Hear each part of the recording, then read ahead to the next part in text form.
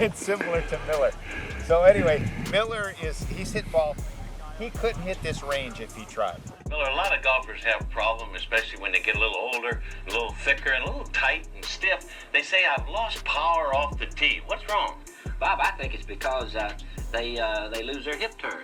And, you know, to hit a good golf shot, you've got to make a good hip turn. Miller Barber died in 2013, alone in a hospice room in Scottsdale, Arizona. Cancer had taken the Iron Man of golf, the man who played over 200 professional tournaments, and confined him to a bed. Lymphoma had stripped away everything, the strength that carried him through decades of competition, the mobility that defined his life. He drifted in and out of consciousness, his world reduced to medical machinery and hushed voices. But just hours before his death, something remarkable happened. His phone rang. On the other end was Jack Nicklaus, the Golden Bear himself, calling to check on his old friend. When Barber heard Nicklaus's voice, witnesses say he smiled. 3 hours later, he was gone. How did a mysterious golf legend with one of the ugliest swings in history earn that final moment of peace with the greatest player ever? Miller Barber was never supposed to be a champion. He looked all wrong. His swing looked worse. But for 5 decades, he proved everyone wrong, becoming one of the most successful players nobody remembers today. Born in 1931 in Shreveport, Louisiana, Barber grew up in Texarkana, Texas. He didn't touch a golf club until age 11. His first lesson came at 13. By then, his swing's strange movements were locked in. No instructor could fix what had already become muscle memory. The loops and flying elbows were part of him now. This late start to the game would define everything about how he played. After college at the University of Arkansas and 4 years in the U.S. Air Force, he turned pro in 1958 at age 27. Most stars today turn pro as teenagers, but age gave him maturity and toughness. And that was fortunate, because Miller Barber's swing was anything but beautiful. Watching Barber swing was like watching a car accident. Jackie Burke Jr. said he looked like an octopus falling from a tree. Others said he resembled a man opening an umbrella in a windstorm. His takeaway was abrupt. His right elbow flew away from his body. At the top, the club pointed right of the target, but on the downswing, his hands dropped dramatically inside. The club flattened into the perfect slot. At impact, he looked like any other good player. Barber understood this better than his critics. He once said, "After I looped the club to the inside on the downswing, I look like any other good player. The downswing is all that matters." He was right. The ball doesn't know how ugly your backswing looks. It only knows how the club meets it at impact. When he was younger, Barber tried to fix his swing. He wanted to look like Jack Nicklaus or Sam Snead. The results were a total disaster. His natural motion, ingrained since age 13, was his greatest weapon. He stopped trying to be pretty and started trying to win. Lee Trevino, who also had an unorthodox swing, respected Barber immensely. Trevino saw a fellow traveler, someone who valued results over style. The loop in Barber's swing relied on rhythm and momentum, not raw power. This saved his back from the injuries that ended so many careers. Johnny Miller, the television commentator known for criticizing swings with hitches, often pointed out Barber's flaws. But Miller's own career burned bright and fast while Barber played for decades. Effectiveness beat aesthetics every time. Barber's mystery extended beyond his swing. On tour, he became known as Mr. X. The nickname had 2 origin stories, and Barber enjoyed keeping people guessing about which was true. The first involves George Bayer, a giant who dominated long drive contests in the 1950s. Bayer was the original Mr. X. According to Barber, he challenged Bayer to a contest and somehow defeated him, taking the nickname as his prize. The second story is more intriguing. In the 1960s, professional golfers lived out of hotels with vibrant nightlife, but Barber never told anyone where he went after dark. He would disappear each evening and reappear fresh the next morning, ready to compete. Jim Foray started calling him the mysterious Mr. X because Barber vanished like a spy and offered no explanations. If you're enjoying this story of golf's most mysterious champion, hit that subscribe button so you don't miss more forgotten legends of sports history. Barber leaned into the character. He wore dark aviator sunglasses constantly. He walked with purpose and spoke little. He rarely engaged in the banter that defined players like Arnold Palmer or Trevino. Behind those sunglasses was a dry wit that people loved, but he kept the world at a distance. The persona was both shield and brand. Ben Crenshaw, who battled Barber in tournaments, said, "I love that man. He was one of those guys who was funny without trying to be." The Mr. X nickname suggested a secret life, a James Bond quality that clashed humorously with Barber's portly, bespectacled appearance. But it worked. It made him memorable in an era of giants. The mystery followed him onto the course, where his results only deepened the intrigue. From 1967 to 1974, Miller Barber won at least one PGA Tour event every year. Only Jack Nicklaus matched that streak. Barber wasn't wasn't flashy, but he showed up and won tournaments. He eventually played 1,297 combined starts, setting a record that represented decades on the road. One tournament defined his durability. In 1973, the World Open at Pinehurst played 144 holes over 2 weeks. As players collapsed, Barber thrived, beating Ben Crenshaw by 3 strokes to conquer the longest tournament in PGA Tour history. While others faded, Barber kept looping, kept walking, kept grinding. But all the consistency in the world couldn't earn him the one trophy he wanted most. The 1969 U.S. Open was Miller Barber's destiny, or so it seemed. At 38 years old, he arrived at Champions Golf Club in Houston, playing the best golf of his life. He was a seasoned veteran, a Ryder Cup player, a proven winner. The course was brutal. The Texas heat was oppressive, but Barber thrived. He opened with a 67, then a 71, then a 68. His 54-hole total of 206 set a new U.S. Open scoring record. He was in complete control. His loop was working perfectly. The putter was hot. Everything clicked. Heading into Sunday, he held a 3-shot lead. His closest pursuer was Orville Moody, a 35-year-old Army veteran who had never won a PGA Tour event. Moody had qualified just to get into the field. The narrative seemed obvious. Barber, the steady veteran known as Mr. X, was finally going to claim his major championship. Sunday, June 15, 1969, became one of the darkest days of Barber's life. The pressure of a major championship final round is unlike anything else in golf. The hole looks smaller. The club feels heavier. The fairways seem to shrink. For 3 rounds, Barber had handled everything beautifully. But Sunday brought a different beast. The weight of finally winning a major, of erasing years of near misses, became too much. Barber's collapse wasn't sudden. It was a slow, agonizing suffocation. He bogeyed 5 of the first 8 holes. The loop that had been so reliable lost its rhythm. His timing was off by fractions. Fairways he had split for 3 days suddenly became impossible to find. Putts that had dropped began sliding by. The confidence drained away. By the back 9, his 3-shot lead had evaporated. Moody, playing with military steadiness, shot a final round 72. Barber shot 78. He finished tied for 6th, 3 shots behind the winner. He had led the tournament, set a scoring record, then played himself out of contention before the back 9 on Sunday. The loss haunted him. "I guess I just didn't have the experience to handle it," he said later. The defeat cemented a label he would carry for the rest of his regular tour career. The best player never to win a major. The pain was deepened by the identity of the winner. Moody never won another PGA Tour event, ever. To have the trophy in his grasp and lose it not to a legend like Nicklaus, but to a journeyman, was bitter. It was the death of a dream on the humid greens of Houston. The near misses continued. In 1969, he finished 7th at the Masters and 10th at the Open Championship. In 1970, he finished 6th at the U.S. Open again. In 1971, he tied for 4th at the PGA Championship. Every major, he was on the leaderboard. Every major, the door stayed locked. His peers recognized his quality. He was selected for the U.S. Ryder Cup team in 1969 and 1971. The 1969 Ryder Cup at Royal Birkdale is famous for the concession, where Nicklaus conceded a putt to Tony Jacklin to ensure a tie. Barber was part of that historic team. Ryder Cup captains wanted toughness. They wanted Barber. This shared experience with Nicklaus built a mutual respect that would last until Barber's final breath. The lack of a major championship defined his regular tour career, but Miller Barber's story was far from over. In fact, his greatest chapter hadn't even begun. For most athletes, turning 50 marks the beginning of decline. For Miller Barber, it marked a rebirth. The Senior PGA Tour launched in 1980, perfectly timed with Barber's eligibility. He became one of the founding fathers of the new circuit, embracing it with a fervor younger players lacked. This was his second chance, his opportunity to rewrite the narrative that had defined him for so long. On the Senior Tour, Barber's experience and low-impact swing gave him a massive advantage. The loop that looked so ugly became an asset. It relied on rhythm, not power. It spared his body. While others dealt with injuries, Barber stayed healthy and dominated. And he didn't just win, he dominated. Barber won 24 times on the Senior Tour, placing him 6th on the all-time list. But more importantly, he conquered the demons of 1969. The player who couldn't win a major on the regular tour became a major champion 5 times over as a senior. He won the Senior PGA Championship in 1981, his first major victory at any level. Then came the redemption. In 1982, he won the U.S.